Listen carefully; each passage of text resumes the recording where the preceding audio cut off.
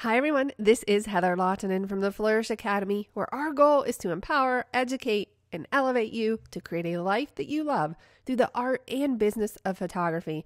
In this video, we are going to attempt to add lens flare inside of Lightroom. But first, make sure you check out our sponsor, ymcamera.com, for all of your photography needs. In a previous video, we used Photoshop in order to add lens flare to this image. If you haven't seen that video yet, I recommend that you watch it first, because in this video, we're going to try to emulate that inside of Lightroom. And as I mentioned in that video, before attempting to add lens flare to any image, ask yourself, was the sun present? Because if it wasn't, it's not going to look right. Now, not only was the sun present in this session, but I know the direction of it because I captured this image with sun flare. So this was not added in Photoshop.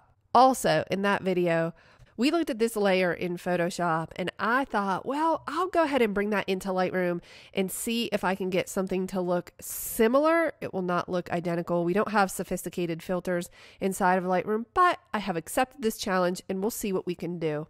I think the best way to approach this is most likely with the adjustment brush. I'm going to access that tool by pressing K on my keyboard.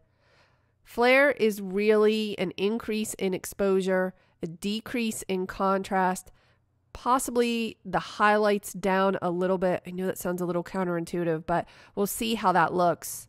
And maybe up on the shadows.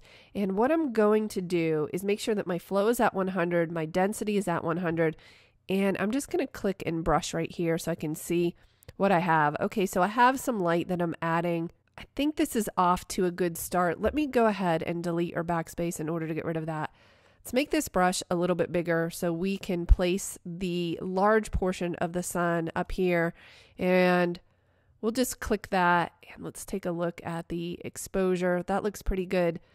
I can see already that something is happening I don't like, and that is the light that I'm putting on here is very white, and I think it needs a little bit of color to it. And I think increasing the temperature a little bit might help with that. Well, we'll see.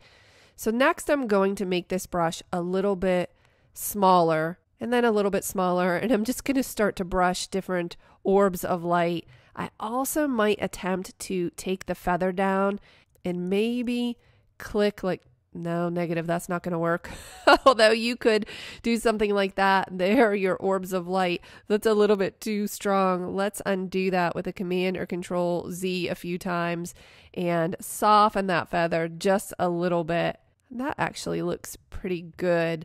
So what I'm doing, and you can see by hovering over the pin, because you can see the overlay, is I'm trying to create that same effect that we saw in Photoshop with the orbs of light. And listen, I'm not delusional. I don't think it's ever going to look like this, at least without significant effort. But I think we can emulate flare in order to improve the photograph. Let's take a look at this adjustment off and then on. Why don't we take a look at the overall before? This was right out of the camera. I applied Susie's preset to this photo. Ironically, this is Susie. This is the creator of Susie's preset. This was her maternity session. And there's the after. Why don't we use these same adjustments with the graduated filter tool? So we've added these orbs of light with the adjustment brush. Let's press M on our keyboard in order to access the graduated filter and see if we can click and pull down with that a little bit in order to increase that flare. Also, one thing I forgot in that previous adjustment is you might want to pull down on the dehaze slider a little bit in order to add haze to the image. Pulling up on the dehaze slider would reduce it. So in this case, we're pulling down in order to add it.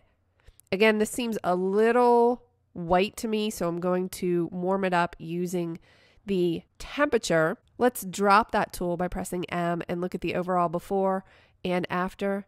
And here's the thing. When you look at it next to this photo, which is where I naturally captured the flare, I think it looks pretty good.